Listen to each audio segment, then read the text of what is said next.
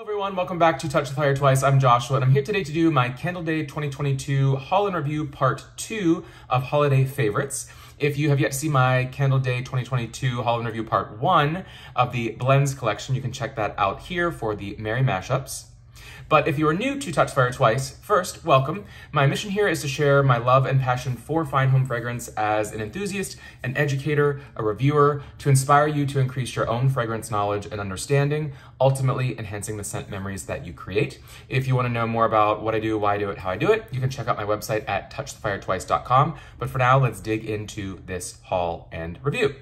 So this is going to be, 6 candles. I'm breaking, again, as I said in the first video, I'm breaking my haul up into 2 to 4 videos, so it's more digestible, so I can actually get a little bit in depth as I tend to go on about the fragrances that I love, and I don't want it to be some crazy long video that is too long to sit through. So first we did that blends collection, and now I'm doing what I'm calling my holiday favorites, really for, candle collectors. It's really like the backups collection, in the sense that these are scents that I probably already have one of or have half burned through this season, and because the price is so good and I know I love it and may want to burn through another one this year or even save it for next year and the price was so right, I decided to get some backups of these 6. My part 3 video will be sort of the InstaVault collection, Candle Day exclusive launches collections.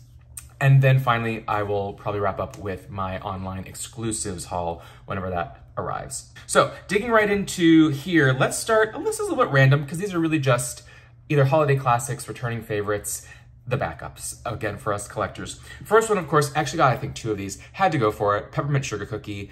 I hauled this in my recent holiday 2022 haul because it's just such a great morning scent. Working from home, when I first wake up, I don't usually want some crazy knock you down tree or overly fruity or just too heavy, but a soft, minty, holiday-esque sugar cookie gourmand bakery that's traditional, straightforward, but not overly heavy, gloopy, buttery, etc.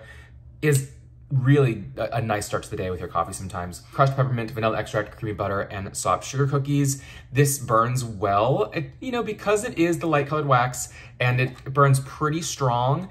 It tends to, you have to be careful. It can get, as Kent the Candle Channel says, a little grody, kind of that burnt or really singed wax and oils where the color can change a bit, maybe a third of the way through. So you do have to be careful because it is a strong thrower, but it is a lighter fragrance just in itself. The buttery sugar cookie with that vanilla is not heavy strength. It can singe or get a little bit overburnt, basically. So you have to be careful with that, but it's such a great scent. It's worth it. I'm not having issues, but just a call out that I noticed on the one that I am burning already in my great room. So, but this is one where it came out, I want to say in 2020. Happily, it seems to be a big seller and should be coming back every year, though with Bath & Body Works, you do never know. They don't always make a whole lot of sense, at least what seems to be logical.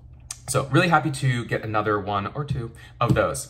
Along those lines, a 2020 launch, Under the Christmas Tree. I probably should do an in-depth sniff review if I've got time before the holidays or passes by, with my 12 Days of Candles video series, which you should check that out if you have not seen that, where I'm going through 12 different candles throughout the month of December, doing my in-depth sniff reviews from various price points, brands, fragrance families, from your luxury to Bath & Body Works, across the board. A really fun series that I'm excited about, so check that out. If you are only here for the hauls, please do give that video series a try as well. But the Under the Christmas Tree is such a wonderful conceptual tree scent. Notes on this one: fir balsam, juniper berries, vanilla eggnog, and sage leaves. It's that beautiful mix of, it could just be your conceptual, the balsam, the juniper, which I love when juniper is part of tree scents, of especially holiday tree scents. It could just lean, herbal with that and the sage and be kind of your wreath, outdoor, bright, fresh scent, but they throw in that what they call vanilla eggnog. And I think I said in another video, there's gotta be, I think, some sort of maybe floral in the background, like a heliotrope or something, that it brings that powdery, fluffy, soft, kind of meringue floral powderiness to it.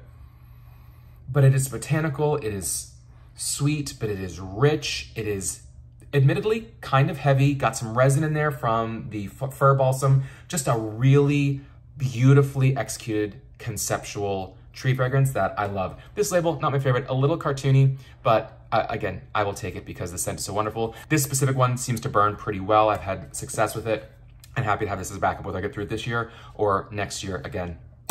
the sale price really is. As I said in my part 1 haul video for the blends collection, the $9.95, especially if you can throw a 10 off 40 coupon in there to bring it down a little bit, really I think is a better deal now than even the $8.95 was years ago, because the sales we get are not as good as the sales we used to get, and the prices are going up $26.95, $26.50 compared to you were paying $8.95 for a $22 candle.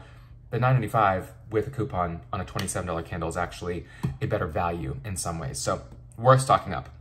Then we move over to, let's keep it in the tree family, Fresh Balsam. This one's been a classic. This was one of my first Bath & Body Works purchases back in, when I was getting into the Slack & Co era in 2009. I believe Fresh Balsam was in that first haul. May have been Evergreen as part of the Perfect Christmas, but within that first season, certainly I purchased Fresh Balsam, and I do love it. It's such a classic. To me, it's not the Christmas tree scent. It's more of a winter conceptual that for me can last through into January. Maybe February is pushing it, but certainly into January, because to me it is truly the botanical outdoor. It doesn't have sort of the nostalgia factor that some tree scents do. When you throw in some berries or something like a softer sage and like under the Christmas tree, the vanilla eggnog, it becomes more conceptual, or even let's say a fireplace note.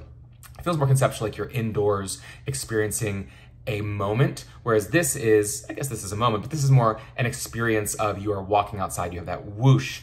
Notes, of course, woodland balsam, crisp eucalyptus, fir branches, cedarwood. So wood, eucalyptus to really bring that, I almost want to say effervescence, but more so astringency that has that, I almost want to say euphoric, but that uplifting, energizing, camphorous, green, almost minty but not minty intensity that really wakes you up and is uplifting. It feels like you're walking in a snowy forest, essentially, or through the sleigh ride, or any of those, conceptual outdoors, but it is truly authentic in that sense. I like this packaging. I'm burning a Fresh Balsam right now in the White Barn collection. It's burning fine. This one I was happy to find in the store. There were only a few of them left. I think this was an early collection, right when winter first launched at Bath & Body Works. I like the photorealistic labels, and this one as a full wraparound photorealistic. This is kind of in the old school Slack & Co Bath & Body Works, at least as far as the photo, though back then it wasn't full wrap, but the Homeworks is often a full wrap now, so it's kind of reminiscent of that. It has a matte sheen to it. It's got a little bit of the embossing here. To me, it just feels really nicely elevated as far as decor. Some people prefer plain, or cutesy. To me, this works as far as if I have it just sitting out, it just generally looks nice because it is so clearly what this is made out of as far as the pine and the eucalyptus that's on here. I appreciate the kind of authenticity with that. Sniffing it, I don't have to tell you what Fresh Balsam smells like. It is just so, it almost seems a little musky, like a little like, again, I hate to say it, but like the cat pee scent, that musk that comes from your spruces. They don't call it spruce, but with balsam and fir, there could be some spruce in there as well. The kind of silver spruce leans a little bit animalic in that sense. But mostly it's just that beautiful, resinous, bright, fresh fir, some depth of the cedarwood, add a bit of a sweet softness to it. That crisp eucalyptus, oh, literally, as they say, crisp eucalyptus. Just love it. Like this packaging a lot. Simple, straightforward. Happy to have a backup. Can never have too many backups of Fresh Balsam. 4 more to go. Where should we go? Let's go over to this one. This, I'm really loving on Vanilla Snowflake this year, and I said it in that early haul where I hauled a few of these for the first time this season. That Vanilla Snowflake, I think the name is whatever, it's generic, it's fine, but it is one of those kind of random, what I almost feel like is just a throwaway scent. Like very, very rarely is it anyone's favorite scent, and it doesn't feel like a must-have, but yet I go back to it because it's so accessible and so good. Notes on this one: frozen vanilla, iced fir needles, mint leaf, and coconut flakes. I don't get much in the way of the fir. To me, it is, or even the mint, quite honestly, it's more a creamy, cooling vanilla, which of course your mint and the fir needles can bring that, but it's really, first and foremost, oh man, it's a sweet vanilla. It borders on cloying, but I think either the mint or the fir pulls it back just enough. And the coconut flakes, it would be hard for me to pick out coconut, and I don't mind that. I don't really notice it in there. I think it adds something to the vanilla, and it really pairs with the vanilla. I wouldn't want tropical, and I wouldn't really want a toasted coconutty. It's not toasted, it's not bakery by any means. Leans a little gourmand because it is so heavily vanilla, but for me, I like this more than, say, Vanilla Bean Noel, for instance, which is a little bit more of the caramely musky. No real musk in this, just a straightforward, slightly cooling, enough to be wintry vanilla. It's so nice, and it's good kind of any time of day. Because I'm not only a seasonal burner, but I'm a daylight time of day kind of burner sometimes as well. All right, that's first four. Let's get into the last three here. Let's go with classic of classics. This certainly was part of my first haul at Bath & Body Works, Slacken & Co. in 09. Winter cannot get more conceptual and beautifully like built fragrance than Winter, in my opinion. I like this packaging. It's got that metallic kind of mercury looking base to it with the texture of the snowflakes. This works for me, straightforward. Notes they give you here: fir branches, dark green pine, citrus zest. We know that it also has a bit of clove in there. It's got some, well, they say citrus zest, but it's got a heavy hit of orange in there, probably some sort of mint or eucalyptus. Really, there's probably 8 to 10, if not more, scents in here, because it truly is a perfumer, top, middle, bottom, conceptual blend that is masterful, in my opinion. And it's so fresh.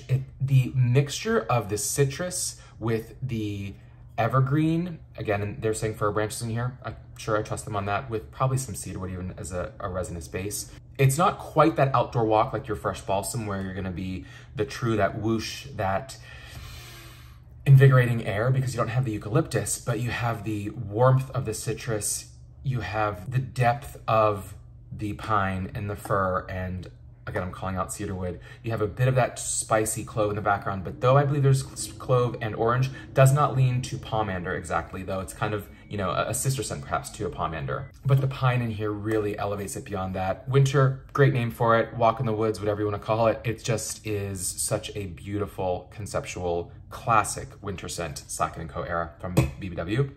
Last two here. I'll save my perhaps favorite for last. We get into Frosted Cranberry, next to last. I will say I actively dislike this packaging. I think this is called the wrapping paper collection, perhaps. I have a few more, or I have at least one more from that collection, if it is the same collection, though I'm not certain, coming in my next part 3 haul and review. Frosted Cranberry, also a classic from back in the day, probably Slacken & Co. era, maybe even earlier, but at least it was around in 09, 10, I know that for sure. This packaging is just so limited to, but not like a fun, you know, like Y2K millennial throwback way, but just like, it just feels kind of cheap to me. I don't like this. If I can put it in a sleeve or something, I probably will. Notes on this though: iced cranberries, blonde woods, red apple, tonka bean. They've used many different notes in this over the years. The tonka bean is interesting. The apple also surprises me. Kind of all this surprises me a little bit. This is also very similar to the Homeworks cranberry wreath.